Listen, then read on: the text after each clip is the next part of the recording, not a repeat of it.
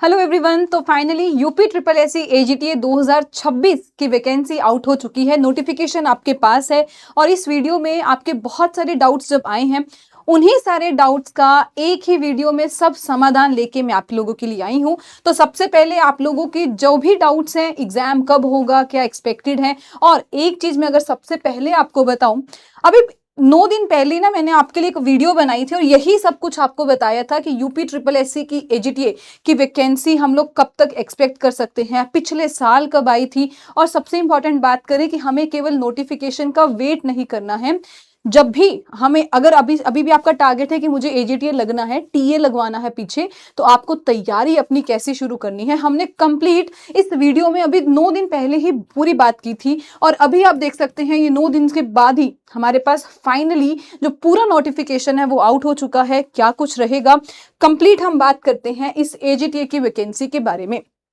तो सबसे पहले मैंने बिल्कुल ये स्क्रीनशॉट वहीं से लिया है ताकि आप लोगों को बिल्कुल एक्यूरेट जो है वो चीजें पहुंच सके। यहाँ पर हमारे उत्तर प्रदेश की सरकार के द्वारा जो है ये ग्रुप सी की वैकेंसी बताई गई है हमें। विज्ञापन जो है वो कल आपका प्रकाशित हुआ था, यानी कि विज्ञापन के प्रकाशित की तिथि कल आपके सामने ये नोटिफिकेशन आउट हुआ है 24 तारीख को। अब आगे ये तो चलो ठीक है, हो गया जो आउट होना था। आगे बात करते हैं कि यहाँ पर आपके पास अब कब से ऑनलाइन आवेदन कर सकते हैं या फिर अपने जो फीस डिपॉजिट करवा सकते हैं।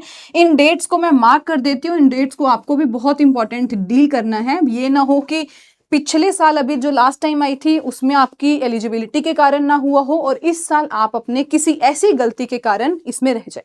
तो डेट आपके सामने है 22/5 को आपकी जो है ऑनलाइन एप्लीकेशन स्टार्ट हो जाएगी और जो ऑनलाइन एप्लीकेशन है उसकी अंतिम तिथि जो है वो आपके पास है 11 जून तक। आप इसका जो पेपर या मैं कहूँ जो इसकी फॉर्म है वो भर सकते हैं। उसके बाद अगर आपको लगता है कि कोई मिस्टेक रहेगी है या फिर पैसे अभी फीस हमने सबमिट नहीं किए हैं तो यहाँ पर उसके लिए आप 18 जून तक ये सारी चेंजेस जो हैं वो कर सकते हैं, यानी कि पैसे फिल जो है अपने टाइमली डिपॉजिट करवा सकते हैं। वीडियो स्टार्ट करने से पहले मैंने आप लोगों के लिए वही क्वेश्चंस पिक किए हैं जो मेरे पास सबसे ज्यादा क्लास में हो गया या यूट्यूब पर जो क्वेश्चन सबसे ज्यादा मुझे देखने को मिले हैं कि मैम 2023 पेट वाले दे सकते हैं क्या, राजस्थान वाले एलिजिबल हैं क्या, बीटेक बायोटेक वाले एलिजिबल हैं या नहीं हैं, प्लीज हमें बताइए। डीओबी मेरा इतना है, क्या मैं दे सकता हूं, पेट में स्कोर कितना होना चाहिए, 7 सेमेस्टर वाले, यानी कि कुल मिला के एक बात बोलोगे तो जितने आपके डाउट्स हैं सारे के सारे डाउट्स इस पर्टिकुलर वीडियो में मैं आपको आंसर देने वाली हूं। तो सबसे पहले तो जो आयोग क्या करता है मैं थोड़ा सा आपको आयोग के बारे में समझा देती हूँ, क्योंकि अगर आप इस जॉब के लिए इंटरेस्टेड हैं तो सबसे पहले तो हमारे पास आते हैं कि ये एग्जाम कंडक्ट कौन करता है। तो UP triple SC Uttar Pradesh subordinate service selection commission ये एग्जाम कंडक्ट करेगी, जिसमें आपके जो एग्जाम का नाम है एजीटीए है। क्या मतलब है उसका? एजीटीए का एग्रीकल्चर टेक्निकल असिस्टेंट, जो कि प्रबंधक सहायक ग्रुप सी की वैकेंसी है। इस पर्टिकुलर एग्जाम को अगर आप क्रैक करना चाहते हैं तो आपके पास एक ही मेन सब्जेक्ट है, यानी कि एक ही आपका एग्जाम होगा, यहाँ पर रिटर्न एग्जामिनेशन आपका रहेगा। लेकिन आप रिटर्न के लिए भी तभी एलिजिबल हैं अगर आपने पेट का एग्जाम दिया हुआ है। ये अगर पेट का एग्जाम है फिर आप जिस मर्जी स्टेट से हैं आप इस पर्टिकुलर वैकेंसी के लिए यूआर में अप्लाई कर सकते हैं। तो आप यहाँ पर पेट अगर 2025 का आपने दिया है आप इस एग्जाम के लिए आराम से जा सकते हैं। और उसके बाद आपका रिटर्न एग्जाम होगा एंड देन आपकी, जैसे अभी हमारे पिछली वैकेंसी की भी डीवी चल रही है, यानी कि हो गई अब, तो यहां पर आपको उसकी डीवी होगी। तो पहले रिटर्न एग्जाम होगा एंड देन आपके पास डीवी आएगा, लेकिन दोनों में एंटर तभी करोगे जब आपका पेट का स्कोर आपके पास होगा। ठीक है, आगे बात करें जॉब लोकेशन, तो सबसे बेहतरीन बात ही ये है कि आपकी वो कहते हैं ना घर की जॉब है, यूपी में ही आपको काम करना पड़ेगा। इसके अलावा अगर कोई भी अपडेट आती है तो आपको ये ऑफिशियल वेबसाइट पर हमेशा चेक करते रहना है। चलते हैं आगे। आगे बात करें तो नेक्स्ट हमारे पास आता है कि भाई इस साल जो है, इस बारी जो उन्होंने वैकेंसी आउट की है, कितने पदों पर कितनी वैकेंसीज आपको देखने को मिलेगी। लेकिन हाँ, ये बात तो ठीक है कि हमें तो एक ही चाहिए, लेकिन अगर हम बात करें कुल मिला के तो आपके पास 2759 बहुत अच्छा नंबर है। आपको 2700 के करीब, 2750 के करीब जो है ये कुल पद पर ये पूरी वैकेंसी जो है वो आउट की गई है। इसका नोटिफिकेशन आया है, जिसमें अगर मैं यूआर की बात करूं अनरिजर्व की 1692 रहेगी, उसके बाद हमारे पास अनुसूचित जाति 213, अनुसूचित जनजाति 6, अन्य पिछड़ा वर्ग 553, और अगर ईडब्ल्यूएस की बात करें तो आपके पास 275 जो है इनकी पोस्ट वैकेंसी इस पे आउट की गई है। यहाँ पे हम तकरीबन बात करें कि आपका पे स्केल क्या रहने वाला है, तो ये आपकी लेवल 4 की जॉब है जहां पर आपका 25,500 से लेके अधिकतम 51,100 तक रहेगा। तो ये आपकी बेसिकली एक ग्रुप सी की वैकेंसी है। मैंने आपको पूरा इसमें बाइफरकेट करके भी बताया। अलग अलग अगर हम कैटेगरी की बात करते हैं तो आपके क्या क्या जो है यहाँ पर नंबर ऑफ सीट्स आपके लिए आउट किए गए हैं। इसके अलावा भी अगर हम बात करते हैं तो यहाँ पर जैसे फिजिकली हैंडीकैप हो गए या सेनानी हो गए हमारे, उनके लिए भी पर्टिकुलर वैकेंसी है जिसको आप आराम से देख सकते हैं। अगर आप इस जैसे भूतपूर्व सैनिक हो गया, महिला हो गया, उत्कृष्ट खिलाड़ी हो गए, उनके लिए 55 है, महिलाओं के लिए 551 है, भूतपूर्व सैनिक 137 है। तो ये भी आप चेक कर सकते हैं अगर आप इसमें एलिजिबल हैं, अगर आपकी कोई कैटेगरी इसमें है। आगे बढ़ते हैं तो नेक्स्ट हमारे पास आती है फीस, आवेदन शुल्क कितना रहेगा, सारे पॉइंट्स आपके यहाँ पर मैं बात करने वाली हूँ। जब हम बात करते हैं आवेदन शुल्क की तो ये जो आपकी फीस है इसकी आपसे यहाँ पर शुल्क जो है वो वैसे तो 0 लिया जा रहा है, लेकिन जब हम ऑनलाइन शुल्क प्रक्रिया शुल्क की बात करें तो सारी कैटेगरीज के लिए ये सेम है।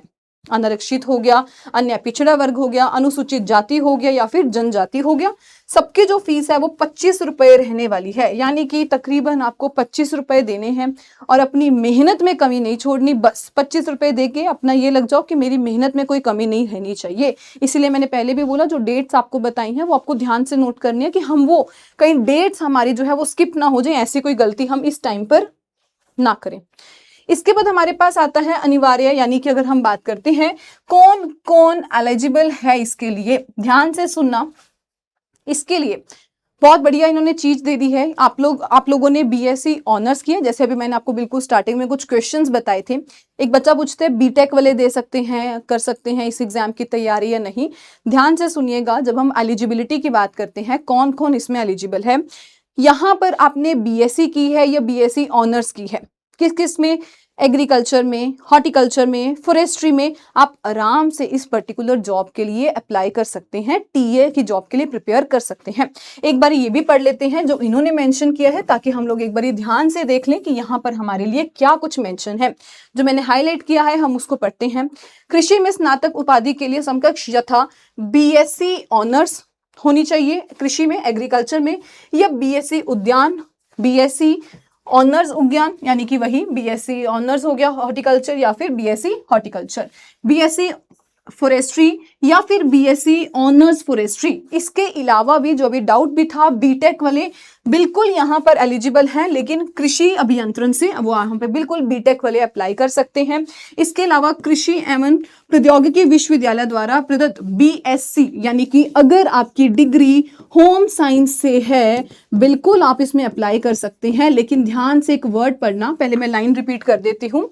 BSc home science and community science आप लोग बिल्कुल अप्लाई कर सकते हैं, लेकिन एक है कि आपकी किसी कृषि विश्वविद्यालय से डिग्री होनी चाहिए। तो ये बात का ध्यान देना है कि यहाँ पर जो आपकी डिग्री है वो बिल्कुल किसी कृषि एग्रीकल्चर यूनिवर्सिटी में, आप सबको पता होगा हमारा एक अलग कॉलेज भी होता है, तो बिल्कुल आप लोग अप्लाई कर सकते हैं, लेकिन आपकी जो डिग्री है वो बीएससी यूनिवर्सिटी से होनी चाहिए, यानी कि किसी कैंपस वैसा होना चाहिए, विश्वविद्यालय होना चाहिए। अब हमारे पास आता है कि भाई कौन नहीं कर सकते। देखो यहाँ लिखा भी है 4 वर्षीय उपाधि प्राप्त होना आवश्यक है। तो मतलब कुल मिला के कहें आपने बीएससी एग्रीकल्चर की है, बीएससी ऑनर्स एग्रीकल्चर की है, BSc forestry, BSc honours forestry, BSc horticulture या बीएससी ऑनर्स हॉर्टिकल्चर, सब अप्लाई कर सकते हैं। बीटेक वाले अप्लाई कर सकते हैं बिल्कुल। इसके अलावा जो है अगर आपने एग्रीकल्चर यूनिवर्सिटी से होम साइंस कम्युनिटी साइंस से आप तब भी कर सकते हैं। एक यहाँ पर आपको मैं ये बता दूं, अगर किसी को नॉट एलिजिबल में अगर हम देखें कौन नहीं है, तो कौन नहीं में हमारे पास आते हैं। सबसे पहली बात, अगर तो किसी ने कोई डिप्लोमा कर रखा है एग्रीकल्चर में, तो ये बिल्कुल भी ऐसा नहीं सोचना कि हमारे पास डिप्लोमा है हम इसमें अप्लाई कर सकते हैं। तो डिप्लोमा वाले जो हैं वो इस पर्टिकुलर वैकेंसी के लिए एलिजिबल नहीं है। और दूसरी बात आती है कि अगर आपको लगता है कि हमने केवल बीएससी किया है हम तब भी अप्लाई कर सकते हैं, नहीं। BSc agriculture, horticulture, forestry, BTech आप लोग कर सकते हैं, लेकिन केवल बीएससी वाले अप्लाई नहीं कर सकते। आई होप आप सबको जो एलिजिबिलिटी है, आप जो जो इस क्राइटेरिया में आते हैं, तो आप बिंदास एकदम फ्री होके आप इस एग्जाम की तैयारी में लग जाइए। नेक्स्ट हमारे पास आता है आयु, क्योंकि आयु सीमा भी अभी हमने पीछे क्वेश्चन देखे हैं, आयु को लेके बहुत सारे डाउट्स आ रहे हैं कि हम अभी 21 साल के हैं, 20 साल के हैं। इसे भी पढ़ लेते हैं। तो यहाँ पर इन्होंने बहुत क्लियर कट मेंशन कर दिया, इन्हीं 2 लाइन्स में आपको बता दिया गया है कि अगर आपकी आयु 1 जुलाई को 21 वर्ष की आयु प्राप्त कर ली हो और 40 वर्ष से अधिक आयु ना की हो, बस आप लोग एलिजिबल हैं। अगर आपकी 21 से 40, इससे ज्यादा नहीं होनी चाहिए, इससे कम नहीं होनी चाहिए। कब तक? 1 जुलाई से पहले पहले आपको इस चीज का ध्यान देना है। बाकी इन्होंने कहा है जो अलग अलग कैटेगरीज हैं, तो वो बिल्कुल जिस कैटेगरी के लिए नॉर्मली जितनी हम रिलैक्सेशन देते हैं वो सेम रहेगी, उसमें कोई बदलाव नहीं है। तो यानी कि अगर आप इससे हैं, SC हैं, ST हैं, अलग अलग कैटेगरी से हैं, OBC हैं, EWS हैं, जो आपको नॉर्मल आरक्षण यानी कि उसमें मिलता है वो बिल्कुल आपको वैसे ही आराम से रिलैक्सेशन प्रोवाइड किया जाएगा। ये हमारी बात थी आयु को लेके। आयु के बाद हमारे पास अच्छा ये भी है, अगर आप किसी और यानी कि प्रादेशिक सेना से या फिर राष्ट्रीय कैडर कोर, इन सब का भी आप ध्यान दे सकते हैं। अब थोड़ी सी बात कर लेते हैं। हमने बेसिक सारी बातों की चर्चा कर ली। अब हमारे पास थोड़ा एग्जाम को लेके सीरियस हो जाते हैं। एग्जाम में हमारे पास आता है कि इसका पैटर्न क्या रहेगा, थोड़ी सी उसकी बात करते हैं। तो जब हम एग्जाम पैटर्न की बात करते हैं, सबसे पहले तो आपका ये बिल्कुल ऑब्जेक्टिव पेपर रहने वाला है। इवन मैंने आपको पिछली वीडियो में एक स्ट्रेटेजी भी दी थी कि अगर हम लोग 6 महीने का भी टारगेट लेते हैं, अभी भी देख लो, अभी आपका मार्च चल रहा है, अप्रैल मई में तो अभी आपका ये शुरू होगा भरना, ठीक है, 22 मई से आपका शुरू होगा, और अब जून तक, 11 जून तक जो है इसकी पूरे अपने जो है नोटिफिकेशन देख के आराम से अपना जो फॉर्म है वो भर सकते हैं। तो ये लगा के चलो, अभी आपके पास अप्रैल, मई, जून, 3 तो यही महीने पड़े हैं, और 3 महीने में टीए की तैयारी करना बिल्कुल आराम से कर सकते हैं।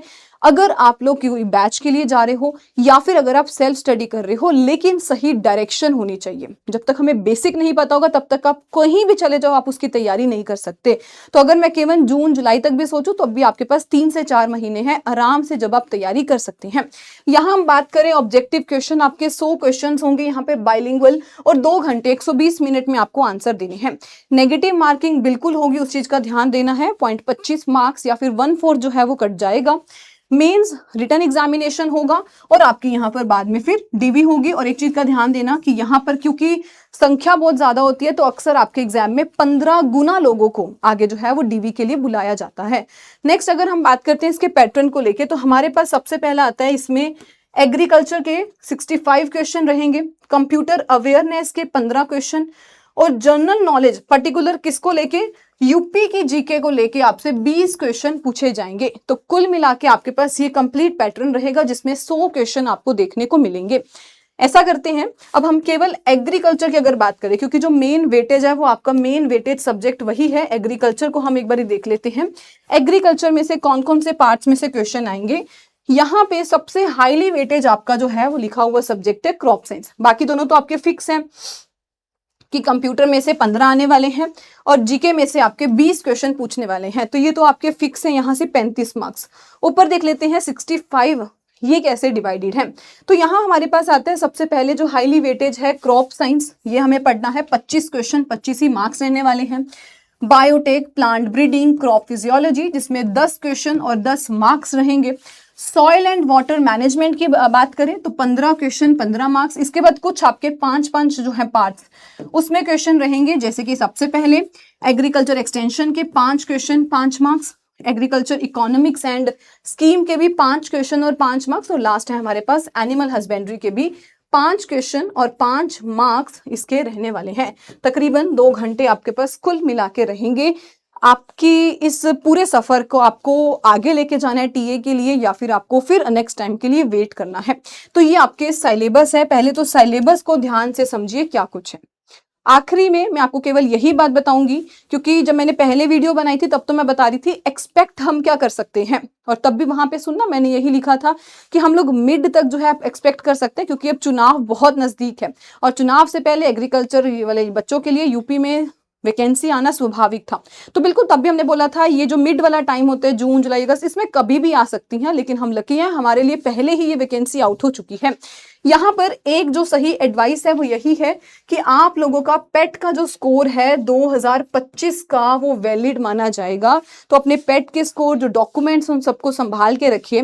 फिर अगला क्वेश्चन आता है कि मैम हमारे पेट में इतने मार्क्स हैं, इतने मार्क्स हैं। जैसे अभी में से आज ही किसी बच्चे ने पूछा मेरे 38 मार्क्स हैं, मैं एलिजिबल हूं या नहीं हूं? बहुत आराम से एलिजिबल है, क्योंकि क्राइटेरिया ही ऐसा है। अगर पेट में आपके 0 से ज्यादा यानी कि पॉजिटिव मार्क्स हैं, 1 2 3 4 10 12 जितने भी, आप आराम से इसमें एलिजिबल हैं। हाँ, जिनके नेगेटिव हैं या 0 से कम, तो वो तो ऑब्वियसली वो इसमें एलिजिबल नहीं है। तो यहाँ पे इस चीज का ध्यान देना है। आपके जो स्कोर्स हैं 2025 वाला जो पेट है वो आपके लिए एप्लीकेबल रहेगा। ये था मेरे साइड से कंप्लीट आपको यूपी ट्रिपल एससी एजीटी की वैकेंसी को लेकर जो आपको डिटेल्ड इन्फॉर्मेशन प्रोवाइड की है। पहले भी आपको यही इन्फॉर्मेशन बताई थी। एक कंप्लीट हमने स्टडी प्लान भी डिस्कस किया था कैसे हमें तैयारी करनी है। लेकिन अब जब नोटिफिकेशन आउट है तो अब हमें तैयारी को एकदम और बूस्ट करना है। अपनी तैयारी को, अपनी वीकनेस स्ट्रेंथ को देखते हुए चलना है। इसके अलावा अगर आप लोगों को कोई डाउट आता है तो बिल्कुल आप लोग मुझे अपने टेलीग्राम चैनल पे कनेक्ट कर सकते हैं। शगुन मैम PW टेलीग्राम चैनल पर आप पूछ सकते हैं। इसके अलावा जो यहाँ पर डिस्कशन ग्रुप है आप उसमें भी अपनी क्वेरी को डाल सकते हैं। ठीक है, ये है आपके लिए आज की कंप्लीट वीडियो। आई होप आप लोगों को अब तो मूड भी हाई है, अब तो तैयारी में लग जाना है। जो बाकी की बातें हैं वो हम बाद में देखेंगे, लेकिन अभी जो हाथ में हमारे पास जितनी वैकेंसीज है वो भी बहुत अच्छी वैकेंसीज है और अब हमें इस पे ही काम करना है। So I wish you very best wishes for your exam. कोई दिक्कत परेशानी हो तो बिल्कुल आप लोग कमेंट सेक्शन में या फिर मुझे मेरे टेलीग्राम चैनल पर पूछ सकते हैं। Thank you so much everyone.